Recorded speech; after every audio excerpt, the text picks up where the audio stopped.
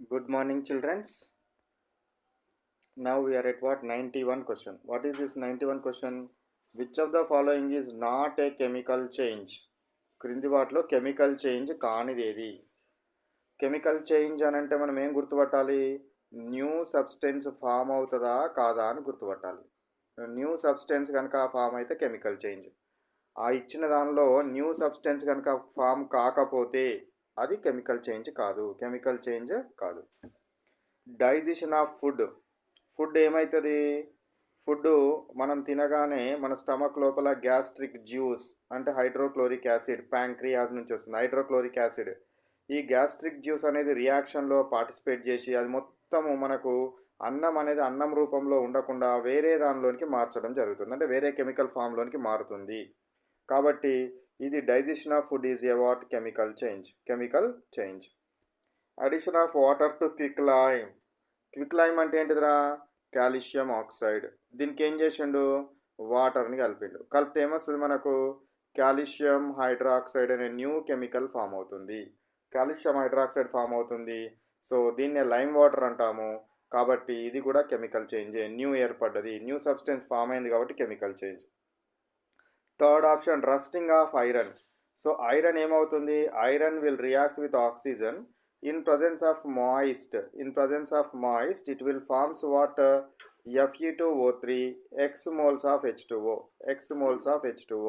ఇది రస్ట్ యొక్క ఫార్ములా అంటే ఇక్కడ ఐరన్ అనేది Fe2O3 న్యూగా మారింది, న్యూ సబ్స్టెన్స్గా మారింది.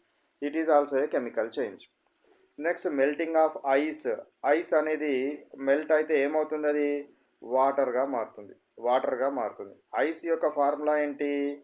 H2O. వాటర్ యొక్క ఫార్ములా ఏంటి? H2O. ఒకవేళ ఇంకా హీట్ చేస్తే వాటర్ వేపర్గా మారుతుంది. దాని యొక్క ఫార్ములా ఏంటి? H2O. అంటే కెమికల్ ఫార్ములా అనేది మారతలేదు, కొత్త సబ్స్టెన్స్ కాలడం లేదు. ఫార్ములా మారితేనే కొత్త సబ్స్టెన్స్. కాబట్టి ఇక్కడ ఫార్ములా మారడం లేదు కాబట్టి కొత్త సబ్స్టెన్స్ ఫామ్ అవ్వడం లేదు. కాబట్టి ఇదేంటిది మనకు? కెమికల్ చేంజ్ కాదు. ఇదొకటి ఫిజికల్ చేంజ్. కానిది అడిగినాడు కాబట్టి this is the answer. Next question 92 question. Calcium oxide or quicklime is dissolved in water to form colorless solution. The nature of the solution is, దాని యొక్క నేచర్ ఏంటి అని అడుగుతున్నాడు. కాల్షియం ఆక్సైడ్ని వాటర్లో కరిగిస్తే మనకేమొస్తుంది? కాల్షియం హైడ్రాక్సైడ్ వస్తుంది. కాల్షియం హైడ్రాక్సైడ్ వస్తుంది. ఈ calcium hydroxide యొక్క నేచర్ ఏంటి? మనం గుర్తుపెట్టుకోవాల్సింది ఏంటి అని అంటే, మనం గుర్తుంచుకోవాల్సిన అంశం ఏంటి అని అంటే, ఇక్కడ మెటల్స్ తోటి కనుక OH కనుక కలిసి ఉంటే, ఏ మెటల్ తోటి OH కలిసి ఉన్నా సింపుల్గా you can give as answer basic. OH కనబడ్డదంటేనే బేసిక్. కానీ నాన్ మెటల్స్ తోటి ఉన్నప్పుడు కొన్ని సందర్భాల్లో కాదు. మెటల్స్ తోటి ఉన్నప్పుడు మాత్రం కంపల్సరీగా బేసిక్ నేచర్ ఉంటుంది.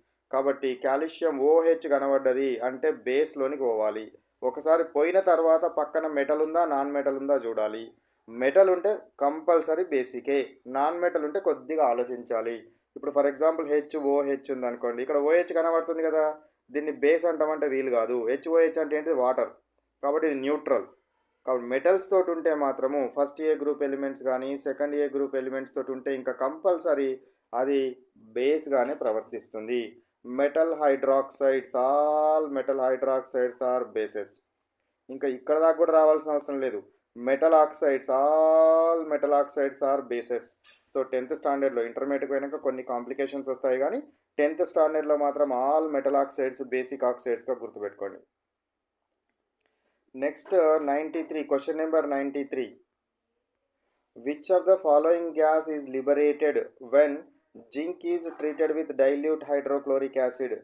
జింక్ని డైల్యూట్ హైడ్రోక్లోరిక్ యాసిడ్ తోటి కనుక రియాక్షన్ జరిపిస్తే ఏ గ్యాస్ వస్తుంది అని అడిగినాడు. Zinc chloride plus H2 hydrogen gas వస్తుంది. ఏ గ్యాస్ వస్తుంది? హైడ్రోజన్ గ్యాస్ కాబట్టి ఎబో హెడెడ్ ఆరో మార్క్ తోటి రిప్రజెంట్ చేయాలి. ఏ గ్యాస్ వస్తుంది? ఏ మెటల్ అయినా సరే యాసిడ్స్ తోటి కనుక రియాక్ట్ అయితే హైడ్రోజన్ గ్యాస్ వస్తుంది. అన్ని మెటల్స్ కూడా యాసిడ్స్ తోటి రియాక్షన్ చేస్తే హైడ్రోజన్ గ్యాస్ వస్తుంది ఎక్సెప్ట్ కా, మే, సి, ఆ, ప్లాటి. కాపర్, మెర్క్యూరీ, సిల్వర్ అంటే ఆరం, ప్లాటినం. కా, మే, సి, ఆ, ప్లాటి. ఇవి మాత్రము ఇవ్వవు. ఇవి యాసిడ్స్ తోటి రియాక్షన్ అయినప్పుడు హైడ్రోజన్ గ్యాస్ ఇవ్వవు. కానీ మిగతా యాసిడ్స్ తోటి రియాక్షన్ అయినప్పుడు అన్నీ కూడా హైడ్రోజన్ గ్యాస్ ఇస్తాయి. ఇవని ఏంటి అంటే గివే. ఇవి 5 మాత్రమే ఇవ్వవు. వీటిని గుర్తుంచుకోండి. Next one 94th question. 94th question. One formula unit of MgBr2 represents. So MgBr2 కనుక ఇది సాల్ట్ కాబట్టి డిసోసియేషన్ అయితే నాకు Mg+2 Br మైనస్ అయాన్స్ వస్తాయి. కాబట్టి ఏముంటుంది ఇందులో? ఒక Mg+2, దీని ముందట 1, దీని ముందట 2, 1 Mg+2 అయాన్ వస్తుంది, 2 Br మైనస్ అయాన్స్ వస్తాయి. ఇందులో చూడండి ఆన్సర్ ఏంటండి? 1 Mg+ ఉంది కాబట్టి ఇది wrong. So 1 Br minus wrong, 2 Br minus ions is correct. 2 Br minus ions is correct. కాబట్టి ఎన్ని Br మైనస్ అయాన్స్ వస్తున్నవి? 2 Br మైనస్ అయాన్స్ వస్తాయి. Next question 95th question. So 95 question number 95 చూడండి. C3H8 plus O2 gives rise to CO2 plus H2O. So ఇక్కడ x ప్లేస్లో ఎంత ఉంటుంది అని అడుగుతున్నాడు. ఎక్స్ ప్లేస్లో ఎంత ఉండాలి? ఇప్పుడు కార్బన్స్ ఎన్ని ఉన్నాయి? 3x ఉన్నాయి. ఇక్కడ కార్బన్స్ ఎంత ఉన్నాయి? 3a ఉంది. 3 × 1 3. So carbons 3x is equal to ఇక్కడ కార్బన్స్ ఎన్ని ఉన్నాయి? 3a ఉన్నాయి. కాబట్టి 3 3 గెట్ క్యాన్సర్ అయితే x ఈజ్ ఈక్వల్ టు ఎంత వస్తుంది? 1. x ఈజ్ ఈక్వల్ టు 1 రావాలి. నెక్స్ట్ హైడ్రోజన్స్ దగ్గర చూడండి. 8 × x కదా హైడ్రోజన్స్, 8x. ఇక్కడ ఎన్ని హైడ్రోజన్స్? 4 2 8. So 8 8 get cancelled. మళ్ళీ again x is equal to ఎంత వచ్చింది? 1 వచ్చింది. y × 2 2y. ఇక్కడ ఎన్ని ఉన్నాయి? Oxygens 3 2 6 plus 4 1 4. 6 plus 4 3 2 6 plus 4 1 4. 6 plus 4 10. So y is equal to 10, 2y is equal to 10 కాబట్టి y ఈజ్ ఈక్వల్ టు ఎంత వస్తుంది? 2 ఇటు వస్తే బై అవుతుంది. 2 1 2 5. So y is equal to 5. So 5 వస్తుంది. కాబట్టి x is equal to 1, y is equal to x is equal to 1, y is equal to z value already 3 ఇచ్చినాడు. Coefficient where z is the coefficient of CO2 అన్నాడు. z is equal to 3 ఉండాలి. So 1, x is equal to 1, y is equal to 5, x is equal to 1, y is equal to 5, z is equal to 3. Second option is correct. Which option is correct? Second option is correct. అన్నయ్య ఇంట్లోనే ఉన్నా, పడుకున్నారు వాళ్ళు, ఇంకా లేవాలి. ఓకేనా? So next question 96th క్వశ్చన్కి వెళ్దాం.